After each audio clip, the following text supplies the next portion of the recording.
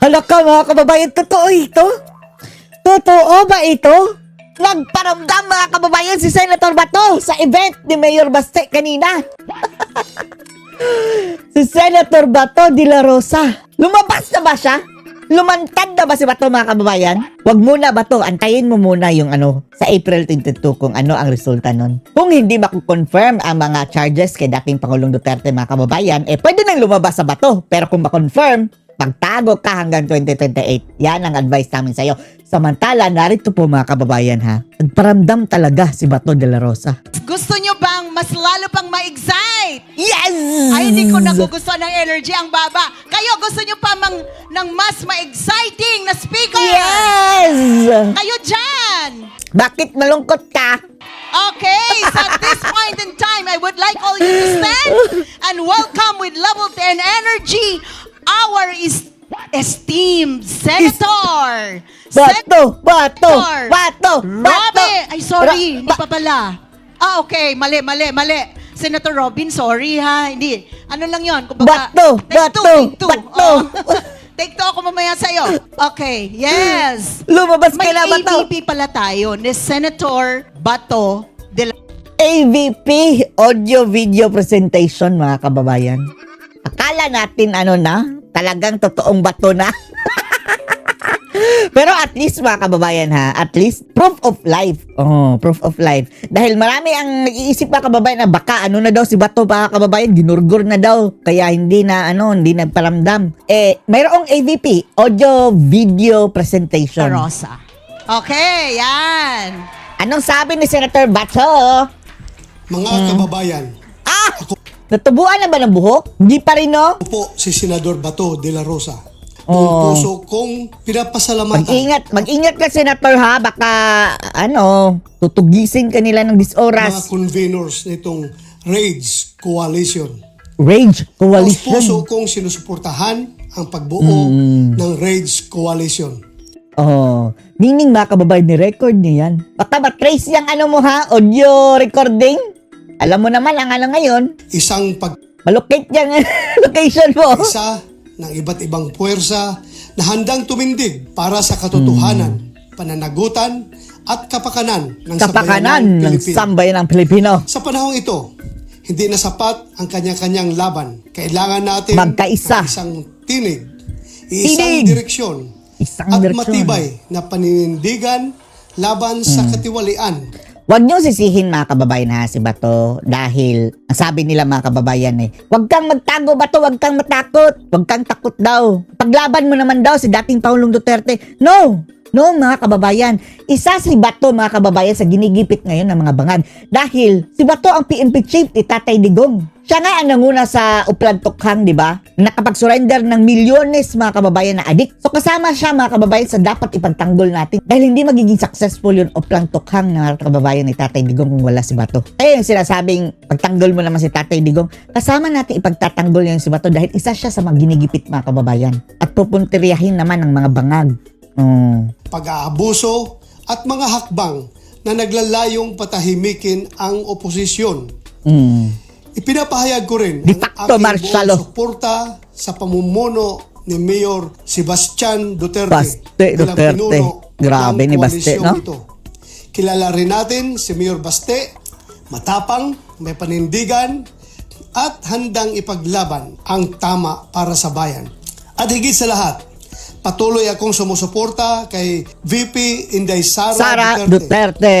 na patuloy na nagsisilbi sa ating bansa sa kabila ng mga hamon at pagsubok ng kanyang kinakaharap. Hindi tayo papayag na gamitin ang politika para patahimikin ang mga lider na tunay na naglilingkod sa bayan. Ang laban na ito ay hindi lamang para sa iilan. Ito ay laban para sa bawat Pilipino na naghahangad ng maayos na pamahalaan, makatarungang sistema at may magandang kinabukasan.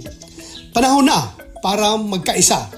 Panahon na para manindigan. Manindigan para sa Maraming tama. salamat po. Mabuhay ang sambayanang Pilipino. Okay, Tago ka muna, maraming Bato. salamat Senator De La Rosa. Palakpakan natin siya ng Huwag kang magpa-auto Bato sa mga nagsasabing lumantad ka na. Damputin ka ng mga bangag. Isa lang ang buhay mo Bato. Kapag matapon ka sa ICC, talagang dekada-dekada mga kababayan ng ano dyan. Pagkakakulong mo. Malakas na malakas, yes! Okay, ito totoo na talaga to. Hindi na to take two. Okay? Ready na ba kayo? Ready? But before I call him on stage, I'd like to remind everyone that Sino the ito? committee has decided to limit the number of speakers only to the sitting congressmen and senators at the moment. Okay? Ay, sayang si Atty. Respecio. Respecio, mga kababayan. Sayang. So guys, are you all ready? Please, let's all stand and welcome Senator Robin Padilla! Woo! Oh.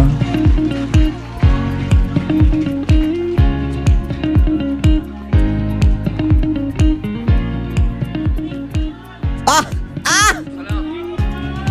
Robin! Allahu Akbar! Allahu Akbar! Allahu Akbar! Allahu Akbar! A'udhu billahi minasyaitanir rajim. Bismillahirrahmanirrahim. Alhamdulillah rabbil alamin. Bismillah wa salatu wa salamu ala rasulillahi. Assalamualaikum warahmatullahi wabarakatuh. Sumayin niyo po ang kapayapaan. Peace be with you, brother. Mga mahal kong kababayan, ito po ang araw na itinakda. Walang iba Walang iba. kundi ang aking kapatid, ang aking pinagmamalaki, ang aking sinasaluduhan, ang bagong Pangulo ng Partido Demokratiko ng Pilipinas, Ah, si Bas- siya na ang Sebastian PDP. Duterte! Ang tapang ni Baste. Duterte! Duterte! Duterte! Duterte! Napakasarap po Oh, isigaw ang Duterte. talaga. Sapagkat alam po nating lahat, batid nating lahat, na Ngayon kaya mga kababayan, mayroon pa kaya sisigaw na Marcos, Kus, Marcos, bangag. Bangag na. Dati sigaw BBM, ngayon babangag. daman nating lahat ang pagbabagong dilala ni Tatay Digong. Tatay Digong. Hindi po tayo nandito para makipagbulahan. Hindi po tayo nandito para Dito sumipsip. tayo para makipaglaban. Tayo po'y nandito para makiisa sa pagbabagong naantala. Batid po natin. Na-reverse mga kababayan. Andun ang pagbabago dapat eh. Na-reverse lang dahil si Bangag. Lahat, alam nating lahat na naantala yung pagbabago na naumpisahan. Ngayon, nakikita po ninyo, lahat ng sinabi ni Pangulong Rodrigo Tama! Roa Duterte, lalong-lalo na Sa pagiging adik yung ni Marcos. gera sa Middle East, nangyayari na ngayon. Nasa mga mukha natin, na dadating ang panahon, magkakaproblema tayo sa langis. Eh, Tapos si Bangag, na. pinatupag. nasa mga mukha na Pagnanakaw. natin. 4 years ago, sinabi na Oh, niya. 4 years ago. Ngayon, paano nila sasabihin na hindi tama si Digong? Paano nila sasabihin na yung isang taong nagsasalita kanina dyan ay isang, anong sabi nila daw? Kami daw ay mga Chinador. No. Kami daw ay mga tao ng China. Diyos ko, Lord. Saan tayo lumalapit ngayon? Saan tayo tumatakbo ngayon? Si Marcos, ay, let's reset the relationship. China with us. Ay, Sa China. ngagva. Ano ang ibig sabihin nun? Ang ibig sabihin nun, alam, batid ni Tatay Digong na isang araw ang tutulong sa atin, kapitbahay natin. Napakaganda po nung kanta kanina, Bayang Ko. Eksakto. Bayan ko. Alam naman natin na Binihan hindi ka ni madadala si Digong Marcos. doon sa dahig kung hindi tumulong ang sino. Bangag! Ang bangag. Dahil kay Bangag. Jutang Alam ginimes. nyo, Bangag na yan. Alam nyo, kung Pilipino lang, hindi natin kaya yun. Hindi natin magagawa yun. Traitor. Tandaan nyo to, hanggat nandito ang kuko ng agila.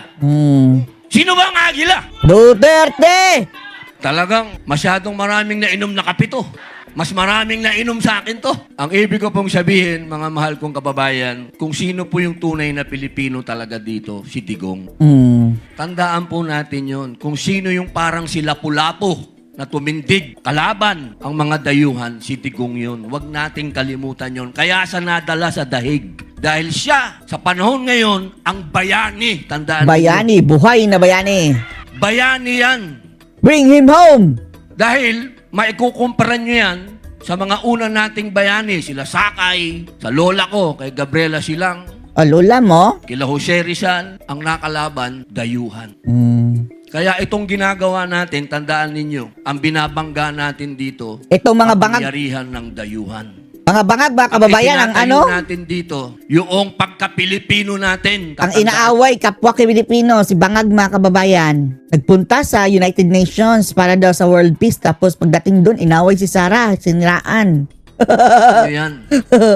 Dahil tayo, Claire kailanman, Castro. hindi tayo magpapasakop sa dayuhan. Wala na eh. At Si Bangag, aside sa nag-surrender sa ICC, mga kababayan, sa ating nag-surrender ng Pilipino, nag-surrender din ng lupain dito, mga kababayan, para sa Amerikano. Libre. Lords. kailangan si Tatay Digong ay umuwi na. Bring him home, Bring him home! Bring him home. Him home. English yan. Oh, Minsan lang ako mag-English. Bring him home. Hanggang doon na lang yun. Hanggang doon na lang Bilang yan. panghuling salita, Si Atty. Topacio, ang mga kababayan, ang tawa na rinig gusto ko natin. pong sundan ang sinabi ni Congressman Leandro. Libiste. Totoo po yun. Kami po sa Senado, ni Senator Bongo, at ang iba pa pong mga congressman, pinipilit po namin na talagang yung excise tax, nagawa na po. Pero payat yun. Payat. Pinipilit namin yung VAT. Si Dilima, taba. Pati si Maraming Ridon. salamat. Pati si Ridon. Pati si Luistro. Oh. Ba't sila magagalit? Mataba naman talaga mga kababayan. Kailangan sabihin natin payat. Nangyari, malaking tulong. Pero kung sasabihin po natin, katulad po ng sinabi ni Congressman Marcoleta, yung mga oligarko, makinig kayo, mga oligarko na Oligarch. Oh. Matagal na kayong pinangaralan ni Digong noong pa eh. Matitigas Kasi- ang ulo ninyo eh. Kasi Tatay Digong lang sana ngayon mga Matagal kababayan. nyo lang niloloko ang taong bayan. Oh. Itataas ninyo, ibababa nyo ng konti, itataas ninyo. Tapos, nabili ng mura, tapos, ibibenta ng mahal mga kababayan dahil nabalitaan nilang tataas. Nako, swapang talaga mga kababayan, no? Kaswapangan na yan. Hindi nakakontento mga kababayan sa sa kita. Gusto talaga papatayin ang tao para sa para lang kumita na yan kanilang yaman mga kababayan. Sobra-sobra na yan. Hindi na nila yan madadala sa kanilang kamatayan. Never. Ito ho yung panahon na huwag nyo na kaming lokohin. Dahil sobra na ho ang hirap ng tao. Ang lahat ho ng presyo ay nakasalalay sa Langis. Transportation yan Diesel. Oh, nandito pala yung boss ko. Sir, John Esperon. Boss, mabuhay po. Partner ko yan. Pinadala ko niyan sa West Philippine Sea. Alam nyo, yung oil deregulation ho, Yan po, nga, yung batas tanggalin na nga yan. Tanggalin na yan. Ang purpose sila dyan mga kababayan para daw para mag-compete daw. Paano nag-compete? Nag-usap-usap na lang sila mga kababayan sa presyo. Wala tayong nakikitang nag-compete mga kababayan. Uniform. Sila ang nag-regulate sa kanilang sarili. Kung nagpapataasan, yung gaano kataas, yun ang kanilang mutual na usapan. Alisin na yan. bumibiktima sa atin. 1998 po yan. Sana, kung talagang seryoso po yung mga senador at mga congressman na talagang Palibasa, shareholder siguro mga kababayan, karamihan dyan. O baka may-ari din ng mga oil companies. bigyan ang taong bayan ng konting, alam nyo na, yung ginawa, yung oil deregulation law. Kailan yan ho Alisin. ang dapat namin i-repeal o i-amend. Repeal. You know, walang Repeal talaga! Huwag nang amin. bulahan. Oh. Kapag yan ho, hindi nagagalaw yan, ibig sabihin, bulahan lang ho yan. Kasi yun ho, Marcos! ang nagsasabi, dito sa mga Udas oligarko ka! ng langis, kung anong gusto nilang presyo. Sila ho ang nagdidictate. Kailangan tanggalin ho natin yan, ang kapangyarihan na yan sa kanila. Doon lang ho nyo malalaman na walang bulahan. Pero ngayon, puro bulahan lang po yan. Oh. Bilang panghuli, Sabi ni Marcos, mga kababayan, hindi daw siya titigil hanggat hindi daw mapababa ang presyo ng lahat ng bilihin, ha? ako po yung nagpapasalamat sa aming chairman, acting chairman, Sir Alcusi. Sir, maraming salamat po at dumating po yung panahon na Hindi natin nangyari masyadong naririnig si Alcusi, ang mga kababayan, no? ating pong Pangulo Sa salita. ay si Baste. Alam nyo, Oh. ang tagal ko pong dinasal nito. Dahil alam nyo, walang pinakamagandang mamuno sa atin kundi isang Duterte. Talaga.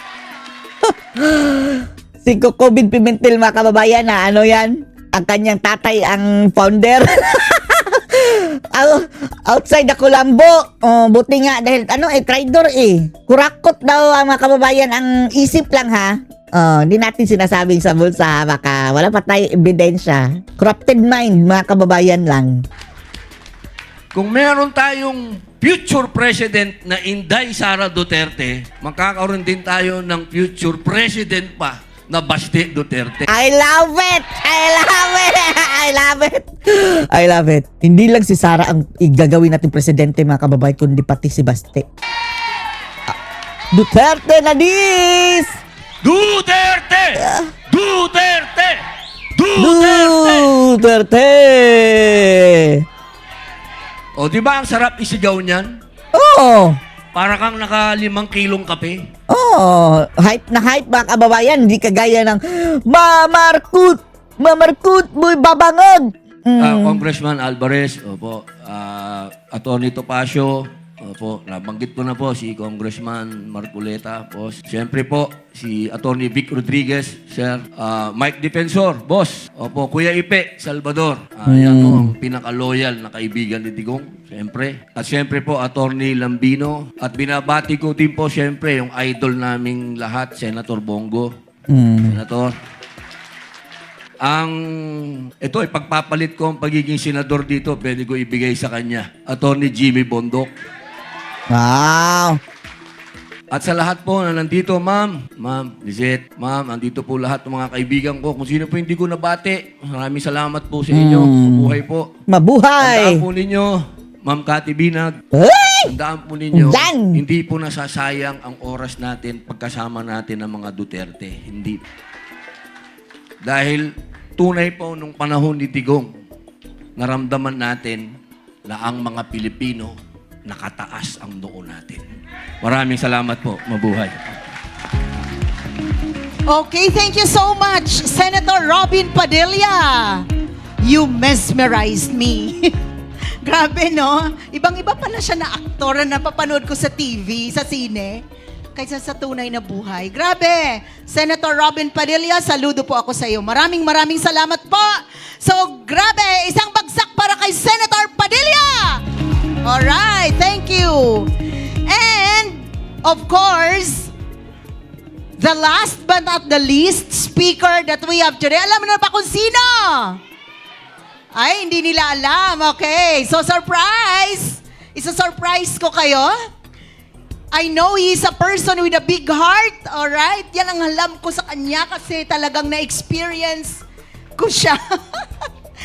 Okay, ladies and gentlemen, please welcome with Level 10 Energy at iwagayway natin ang ating bandila kay Senator Bongo!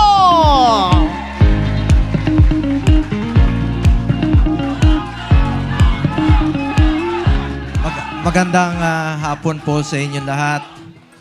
Unang-una, binabati ko po ang ating bagong presidente po ng PDP Laban, ang ating minamahal na mayor at ang anak ng aking boss na si Mayor Baste Duterte. Palakpakan po natin. Congratulations!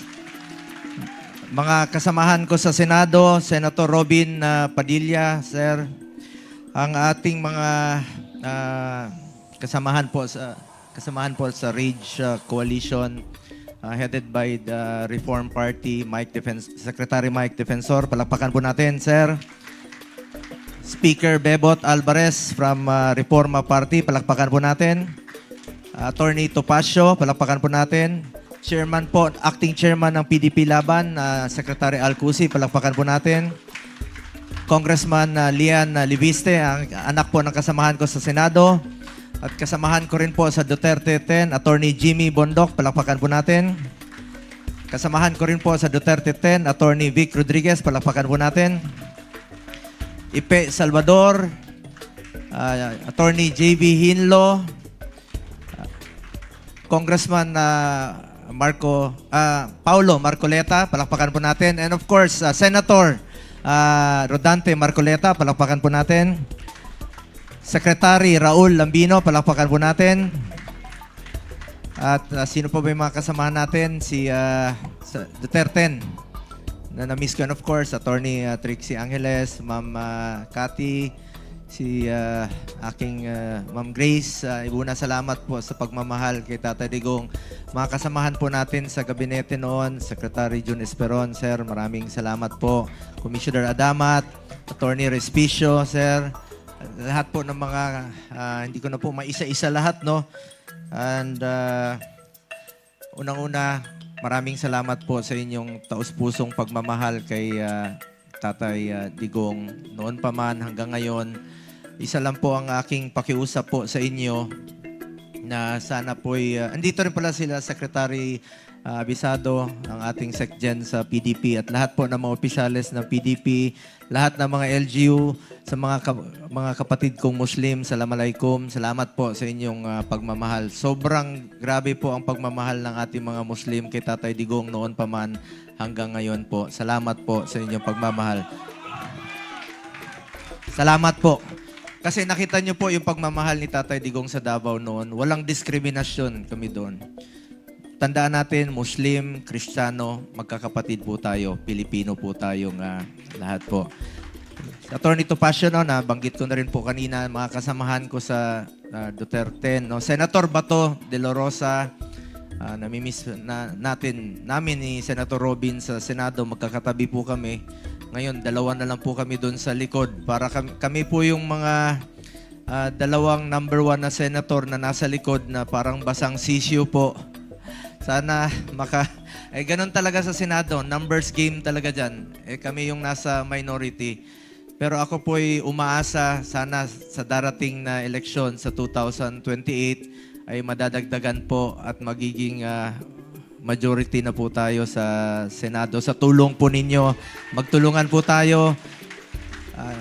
Sila Attorney Torion, sino pa ba, Attorney Jimmy, mga kasamahan natin na na-miss kong banggitin. Pastor Kibuloy.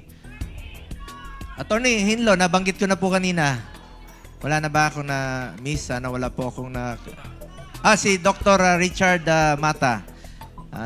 Salamat sa inyong suporta sa Duterte. Unang-una, nais ko pong batiin at pasalamatan ang lahat ng bumubuo ng Reform Alliance for Good Governance and Accountability o RAGE Coalition. Isang mahalagang hakbang ang inyong inisyatiba, isang malinaw na pahayag na patuloy nating pinapahalagahan ang mabuting pamamahala at pananagutan sa ating paglilingkod sa bayan. Sa panahon ngayon, hindi natin maikakaila na marami tayong kinakaharap na hamon bilang isang bansa. Mula sa pagtaas ng presyo ng mga bilihin, hanggat sa iba't ibang suliranin, pang-ekonomiya at panlipunan, sa ganitong sitwasyon, mas lalo nating kailangan ang matibay na pamumuno, malinaw na direksyon at higit sa lahat, isang gobyernong may malasakit at pananagutan sa bawat Pilipino. Ang good governance ay hindi lamang tungkol sa mga pulisiya o programa. Ito ay tungkol sa integridad, sa pagiging tapat sa tungkulin, at sa paglalagay ng kapakanan ng taong bayan na unahin ng lahat ang desisyon. Kapakanan ng Pilipino. At yan po ang parati kong naalala, sinabi ni Tatay Digong noon, just do what is right. Hindi ka magkakamali. Unahin ang interes ng Pilipino, unahin po ang interes ng bawat Pilipino, interes ng bayan po. Hindi natin kakayanin ang mga hamon na ito kung kanya-kanya tayo. Kailangan natin ang pagkakaisa, kailangan natin ang pagtutulungan mula sa pambansang pamahalaan, mula sa lokal, mula sa pribadong sektor hanggang sa bawat mamamayan. Kapag sama-sama tayo, mas nagiging matibay ang ating pundasyon at mas nagiging epektibo ang ating mga hakbang. Hanggang ngayon, dala-dala ko po yung simpleng payo nga ni Tatay Digong. Unahin palagi ang kapakanan ng bawat Pilipino at hindi ka magkakamali. Kaya naman sa RAGE Coalition, inaasahan ko na patuloy ninyong isusulong ang mga adhikaing ito, ang pagtataguyod ng tapat, maayos at responsableng pamahalaan, naway magsilbi kayong inspirasyon sa iba pang mga organisasyon at leader na ang tunay na serbisyo publiko ay nakabatay sa malasakit, integridad at pagkakaisa. Sa huli, ang ating layunin ay isa lamang, ang mapabuti ang buhay ng bawat Pilipino. At ito ay makakamtan lamang kung tayo ay sama-samang kikilos, may isang direksyon at may pusong handang maglingkod. Ako naman po, bilang inyong senador. Tahimik lang po ako nagtatrabaho rito. Galit po ako sa maling sistema. Galit po ako sa anumang uri ng korupsyon. Galit po ako sa anumang nagpapahirap sa taong bayan. May mga taong katulad ko na tahimik lamang, pero huwag ninyong ipagkamali ang katahimikan. Ang katahimikan namin ay hindi kahinaan. Ito ay pagpili ng tamang paraan at tamang panahon para lumaban. Hindi po ako maingay na tao, pero malinaw po ang aking paninindigan. Dahil sa kabila ng lahat, iisa po ang galit natin sa anumang nagpapahirap po sa bawat Pilipino. Ang akin pong ninanais sa ngayon, ang wish ko po ay makabalik tayo sa normal na pamumuhay. Ito yung panahon na napakahirap po maging politiko. 26 years po akong nalilbihan kay dating Pangulong Rodrigo Duterte. Sarap pong makapaglingkod sa bayan. Ang sarap pong makatulong sa bawat Pilipino. Pero ito yung panahon na napakahirap pong maging politiko. Kaya pinagdadasal ko po, unang-una, na makabalik tayo sa normal na pamumuhay. At mangyayari po yan kung Duterte po ang mamumuno. Duterte! Duterte! Duterte! Duterte! At pangalawa po, nakikiusap po ako sa inyo. May Panginoon naman po, pagdasal natin na nasa maayos na kalagayan si Tatay Digong, maayos na kalusugan, at makauwi na po siya sa lalong madaling panahon. Bring him home! Bring him home! Bring him home! Bring him home! Mga kababayan ko, alam kong ilan sa inyo ang galit na. At ang galit na ito, hindi tayo naninira ng kapwa Pilipino.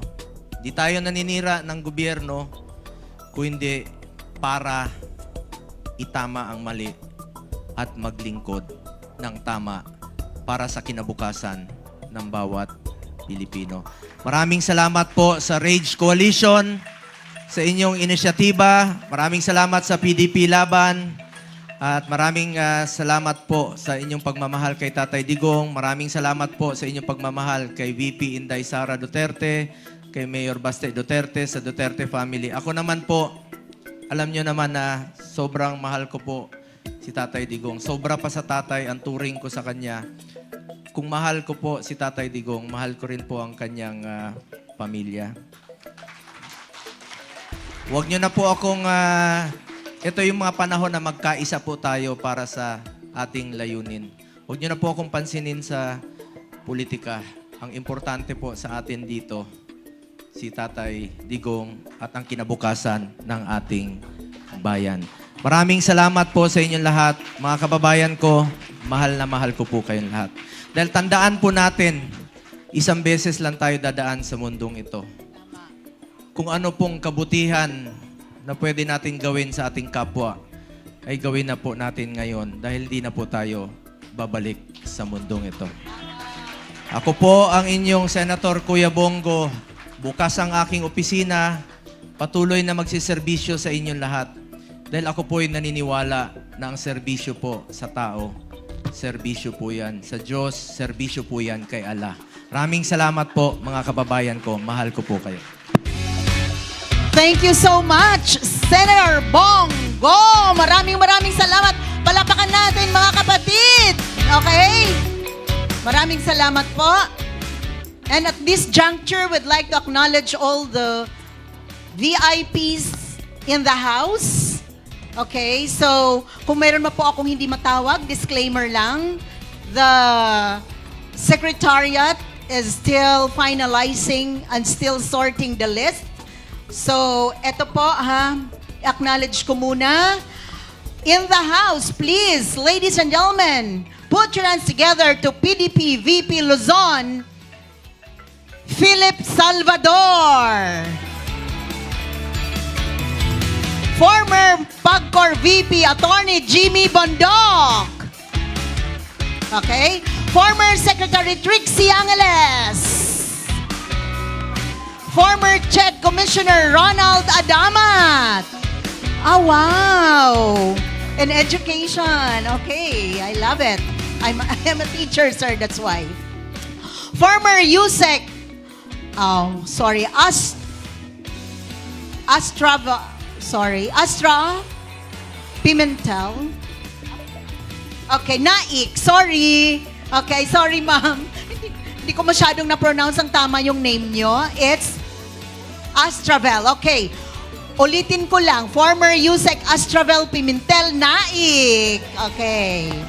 Former USEC Epimaco Dancing. Yes? Yes. Former DAP President Engelbert Caronan. Yan. Former Governor Henry Teves. Yes. Former Mandawi Mayor Jonas Cortez.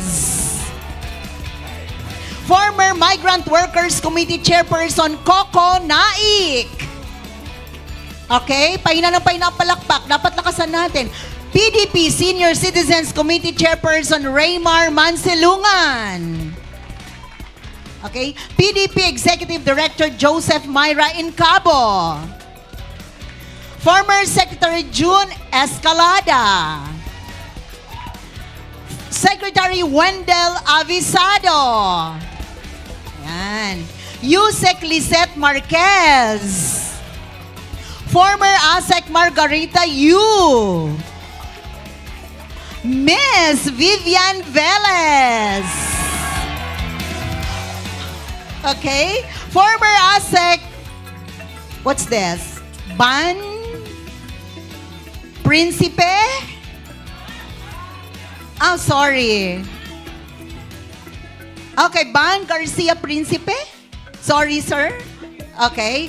Former PREGM John Rubiato. All right. Former ASEC Wen Chi Saban. All right.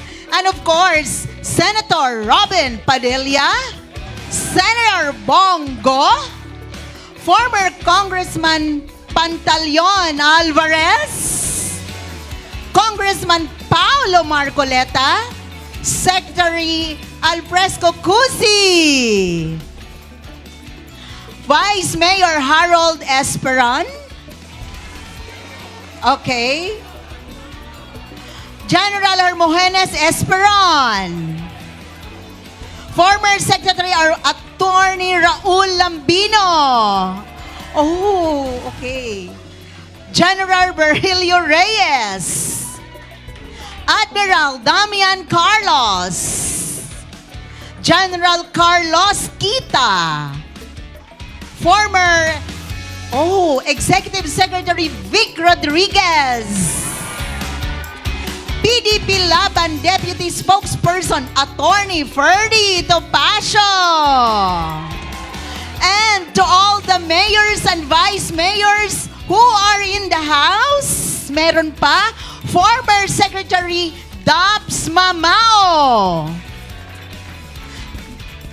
of the Department of Migrant Workers, and Councilor of District 2 of Quezon City, Tatay Rani Lodovica.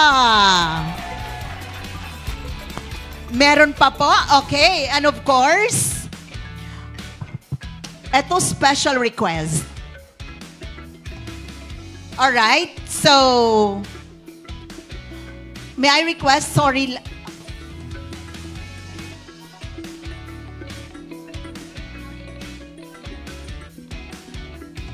alright, thank you, sorry. This is a very special request from our Mayor Baste Duterte. And you know what that is? You ask me what? Ay, ang hina. You ask me what? Yun. That we hear in the House, Attorney Vic Rodriguez. So, ladies and gentlemen, please welcome. Maraming salamat. Magandang hapon po sa ating lahat. At isang karangalan na ako ay maging bahagi nitong ginagawa natin, yung pasisinayaan ni Mayor Baste Duterte na pagsasama-sama ng tatlong partido sa pamumuno ng PDP at ang Partido Reforma at Reform PH. Ako rin ho ay kaisa sa panawagan na suspindihin muna pansamantala ang VAT sa produktong petrolyo. Nakakatuwang marinig si Senador Robin Padilla na kanilang tinatrabaho, pinupukpok sa Senado na masuspindi pansamantala ang VAT sa produktong petrolyo. Huwag ho nating tatanggapin yung paliwanag ng Marcos Jr. Administration na 320 billion pesos ang mawawala pag sinuspindi ang VAT sa produktong petrolyo. Mas malaki ang kanilang ninanakaw. Bakit pag mali-maletang pera ang ipinamimigay, bakit pag kurakot at korupsyon pwede, pero pag konting luwag at kaginhawaan sa ordinaryong Pilipino, pinag-iisipan pa? Maiksi lamang ho. Kung gusto, may paraan. Kung ayaw, maraming dahilan. Ang patunay ho niyan, nung panahon ni Presidente Rodrigo Roa Duterte, nagkaroon po tayo ng Metro Manila-wide lockdown March 15, 2020. March 17, 2020, Luzon-wide lockdown. March 24, pasado na yung Bayanihan 1 na nagbibigay ng ayuda sa mga naapektuhang Pilipino. Isang linggo mula lockdown, pasado na yung Bayanihan 1. Tayo po, 1.5 buwan na ang digmaan sa gitnang silangan. Bongbong Marcos, absent pa rin! Kanya ito pong binubuong koalisyon, ang Rage Coalition. Nagmumula po ito sa outrage ng bawat Pilipino. At sa pamumuno ni Mayor Baste Duterte, sir, maraming salamat. Pagsamasamahan po natin ito, kung ano man po ang ating mga grupo, sama-sama po tayong labanan ang malawakan, laganap at talamak na kurakot at korupsyon sa ilalim ni Bongbong Marcos. Magandang hapon po, maraming salamat at kaisa ninyo ang hakbang ng maisog. Thank you so much, Attorney Vic. That's very emphatic. Maraming salamat.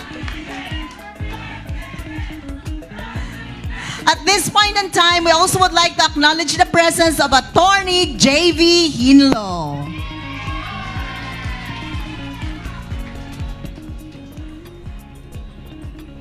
Okay, so mag-icebreaker tayo ng konti. Tulad po ng ipinapanawagan ni Congressman Libiste, pwede po tayong pumunta sa Liwasan mamaya. Kahapon po, nandun kami. At huwag po kayo mag-alala sa init. Pina-aircon po ni Congressman ng Liwasan. Kung namomroblema kayo sa pagkain, walang problema sa pagkain. Tubig, meron rin tayong tutulugan doon. Meron tayong patent si Congressman Libiste. Kailan lang doon, warm bodies. Ano, maasahan ko bang inyong commitment? Oo, grabe naman. Umeport na nga si Kong Libiste. Bigyan naman natin ng suporta. Ito naman mapayapang pagkikilos lang naman para iparating sa administrasyon ng ating hinaing na hindi na natin makaya itong parusang ginagawa nila sa patuluyang pagtaas ng presyo ng petrolyo. Ayan, nag-announce na si Energy Secretary Sharon Garin. Meron na daw 20 pesos rollback sa diesel. Happy na ba kayo doon? 9 pesos rollback sa gasoline. Happy na ba kayo doon?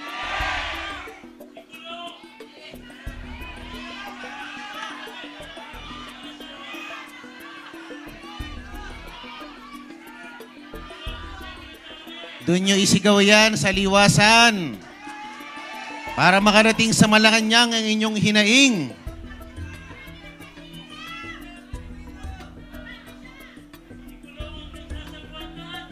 Ayan. Sa araw po ng bukas, magkakaroon po ng resumption ng joint hearing ang Committee on Ways and Means kasamang 12 pang komite para ipatawag ang mga oil companies. Kasama na sila bukas.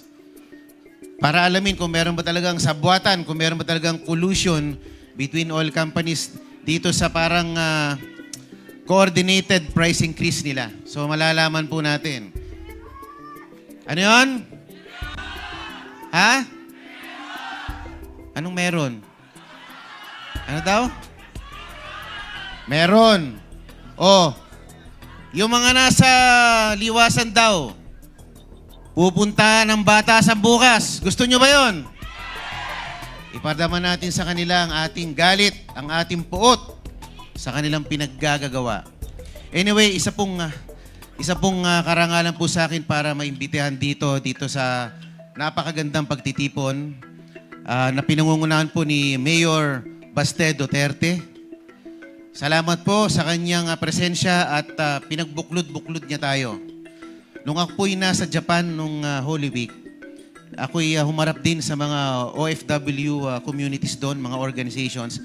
Napakarami din pala nila ng mga iba't ibang organisasyon. May Maisog Japan. Merong Attorney Topacio Forever Fans Club. No? Merong Attorney Vic Rodriguez Forever Fans Club. Napakarami palang iba-ibang grupo doon. Sabi ko, iisa lang naman po ang ating layunin. No? Nag-iisa lang tayo ng adhikain. Kailangan magkaisa tayo para ma-achieve natin yung ating minimithi. Tama po ba? At mabuti naman po at dumating po ang kapatid ni Vice President. Nakabigay po ng kumpiyansa pag meron pong nagpapakitang kapamilya ni Vice President Duterte. At marami pong salamat sa spitting image ng ating Pangulo na si Mayor Baste Duterte. Isa pong karangalan na nandito po ako at asahan nyo po na magiging kasama nyo ako, magiging katuwang nyo ako na ipaglaban ang tama at labanan ang mga kamalian sa ating pamahalaan. Maraming salamat po at magandang umaga sa inyo. Thank you so much, Congressman Marcoleta. Maraming salamat po. Bigyan natin siya ng isang bagsak